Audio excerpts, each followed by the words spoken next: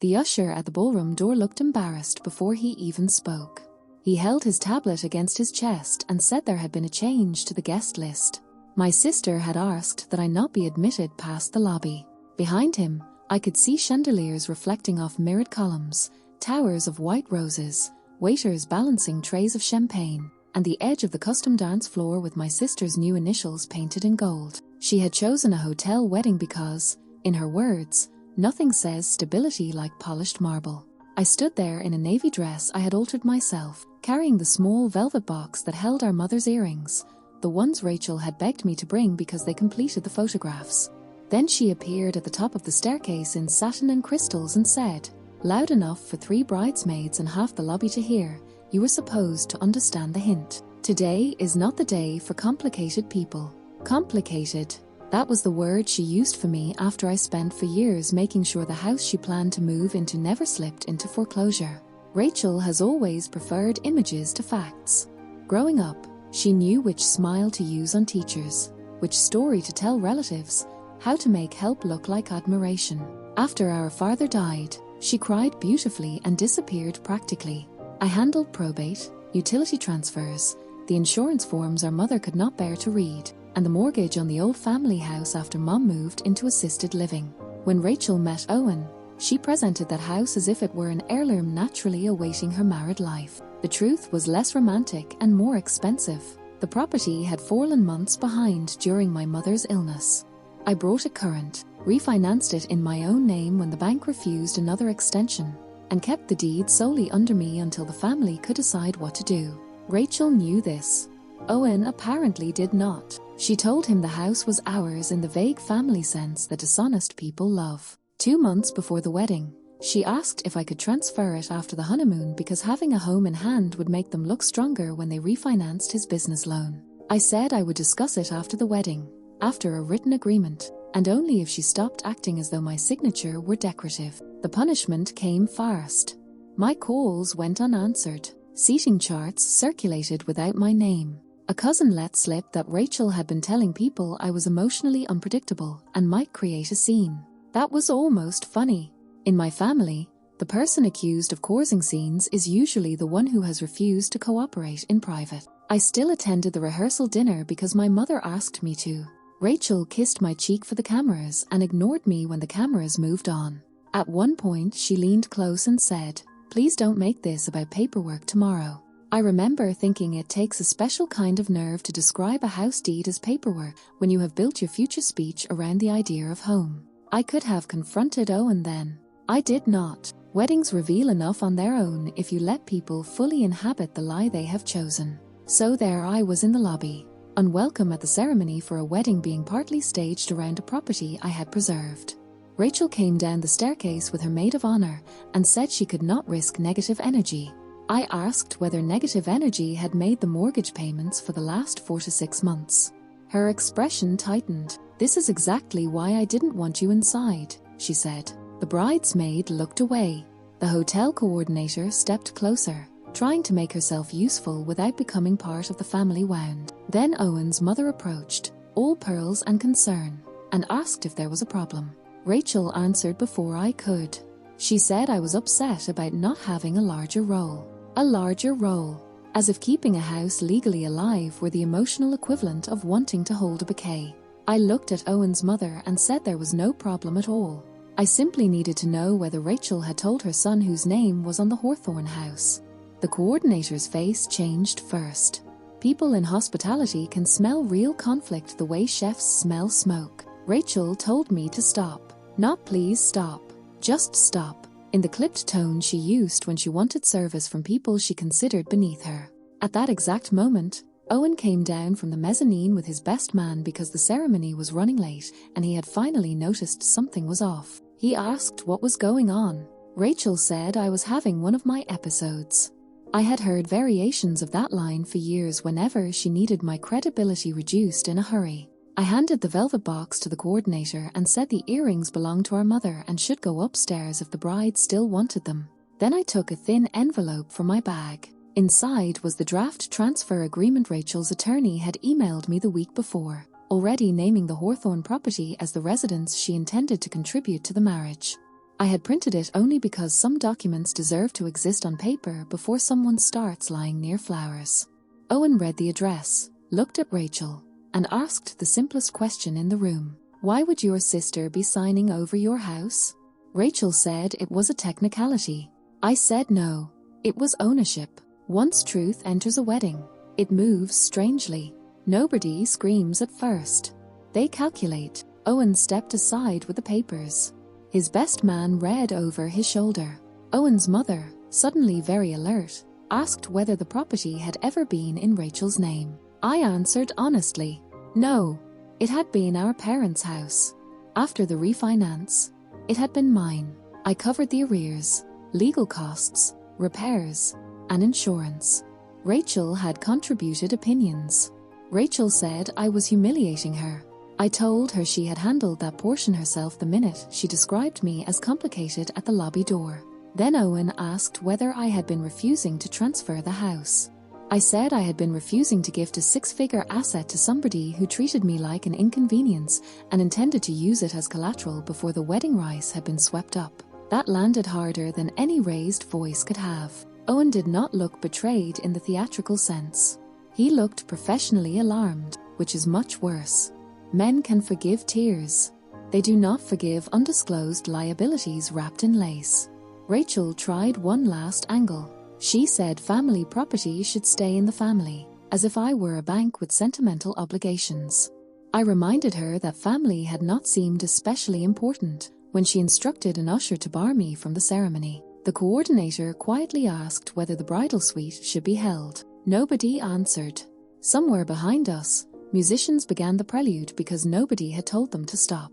It drifted down the staircase while Owen folded the transfer draft and placed it back in the envelope. He said he needed 10 minutes alone with Rachel. She reached for his hand. He did not offer it. Guests in expensive shoes kept arriving and then pretending not to notice the stillness at the entrance.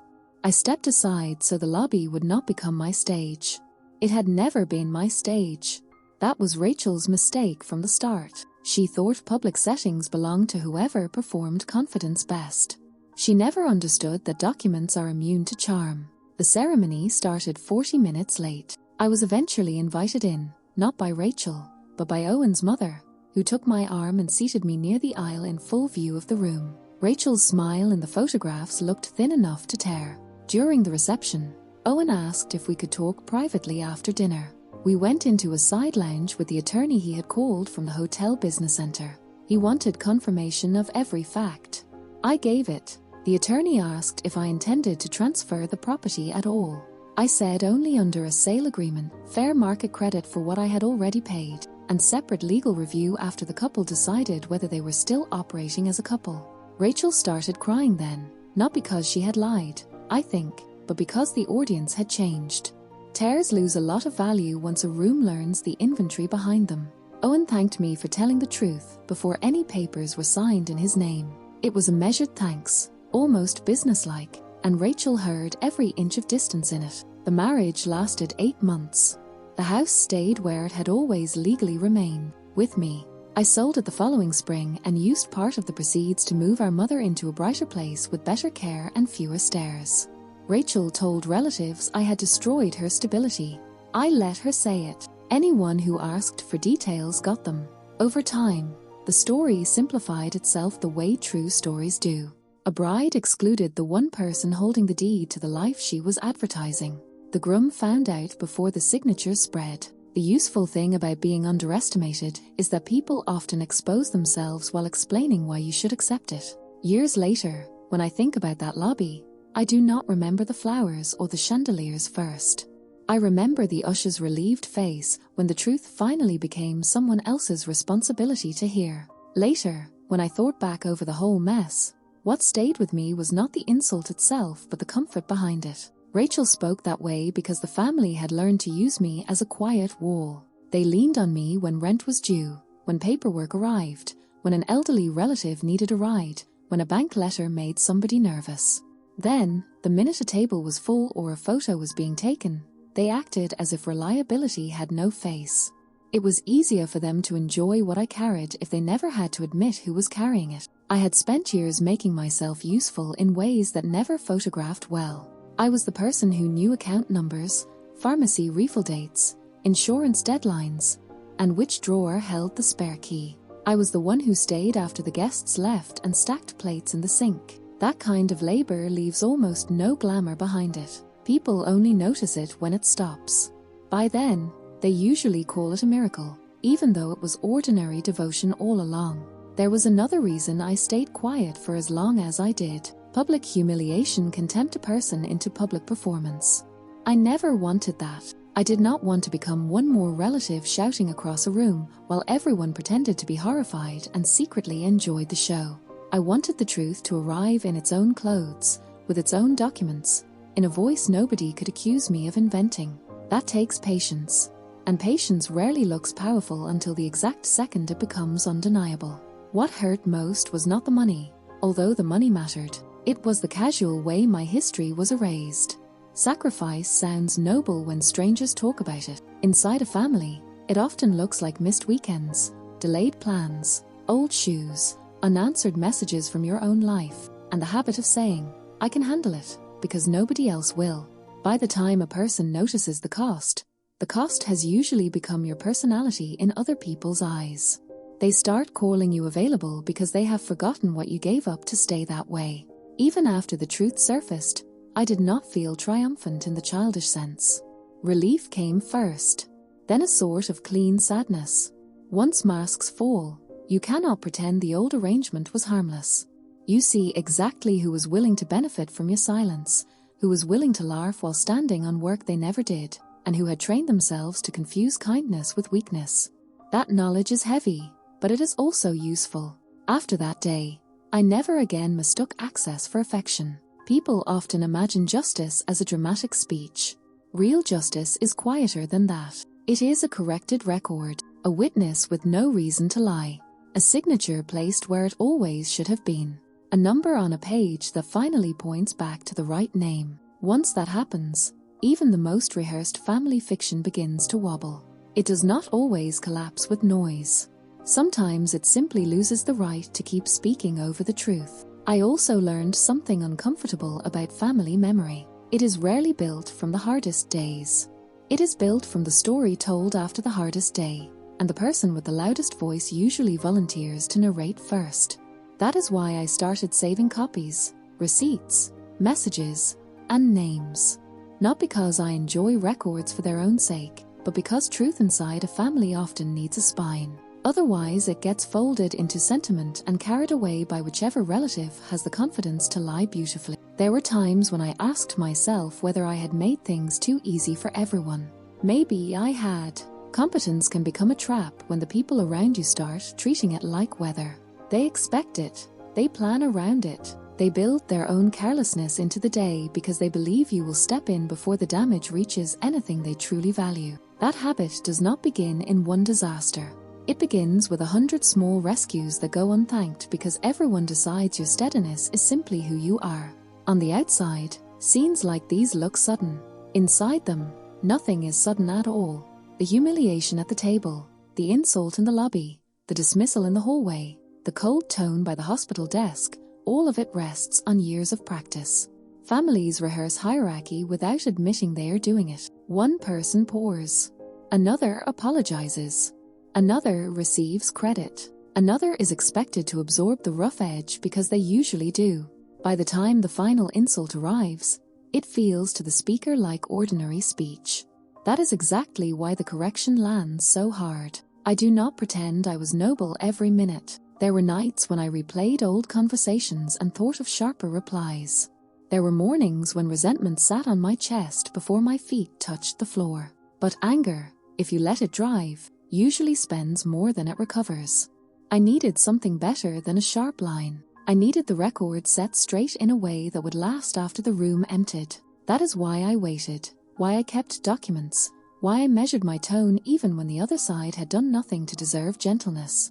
Another thing people rarely mention about being the dependable one is the loneliness of it. When you are the person who can solve the practical problem, others begin speaking to your function instead of your heart. They call because they need a transfer, a ride, a signature, a form, a call back from the bank, a conversation with a nurse, a check sent before 5. Very few of them ask what the accumulation feels like. That silence can distort a person if they are not careful.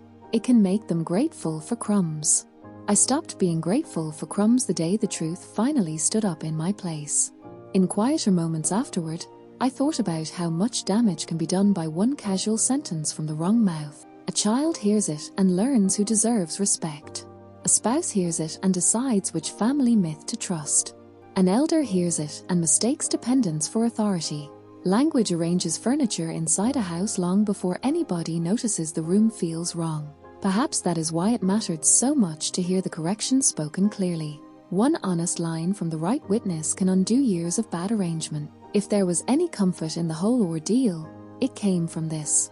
People can ignore sacrifice while it is happening, but they cannot completely erase the marks it leaves behind. Someone at the bank remembers who called. Someone at the hospital remembers who signed. Someone at the care home remembers whose card number was on file. Someone in the family notices who arrives early and leaves late. Those details seem small until the day they join together and form the only version of the story strong enough to survive daylight. Later, when I thought back over the whole mess, what stayed with me was not the insult itself but the comfort behind it. Rachel spoke that way because the family had learned to use me as a quiet wall. They leaned on me when rent was due, when paperwork arrived, when an elderly relative needed a ride, when a bank letter made somebody nervous.